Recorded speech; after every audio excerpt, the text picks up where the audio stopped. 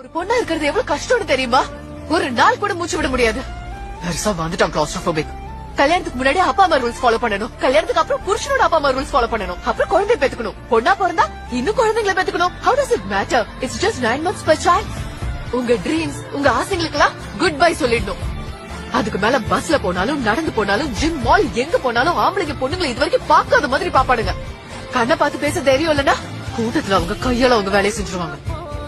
Item, கத்தி, speaker, குதிரை, நாங்க என்ன மாடுங்களா? இதெல்லாம் கேட்க வேண்டியதா இருக்கு. ஏன்னா அங்க பாக்குற இங்க பாரு. 45 டிகிரிஸ்லயும் பேரண்ட்ஸ் எங்க கிட்ட வீட்டுக்கு வெளியே போறியாமா ஃபுல் ஸ்லீவ் சல்வார் போட்டுட்டு போய் இல்லன்னா பசங்க சீண்டுவாங்கன்னு சொல்லுவாங்க. நாங்க என்ன பண்றதுன்னு சொல்லு. பாப்கார்ன் மாதிரி வெயில வெடிக்கணுமா? இப்ப புது ட்ரெண்ட் வேற. போட தொடர்ந்தா nude pics. Public service announcement. Dear men, பொண்ணுங்களான எங்களுக்கு உங்க நியூட் பிக்ஸ் பார்க்க இன்ட்ரெஸ்ட் இல்ல. So just zip it up. Social மீடியால ட்ரோல் பண்றது, ஸ்லட்டன் கூப்பிடுறது, ரேப் த்ரெட் குடுக்கறது, அப்புறம் ஏன் பிளாக் பண்ணீங்க சிஸ்டர்? சோ யாரு தப்பா நடந்துக்கிறது? பசங்க. யாரு பொண்ணுங்களை சேர்ந்துறது? பசங்க. ஹராஸ் யாரு பண்றது? பசங்க. ஆனா யாரோட ஃப்ரீடம் போகுது? பொண்ணுங்களான எங்களோடது.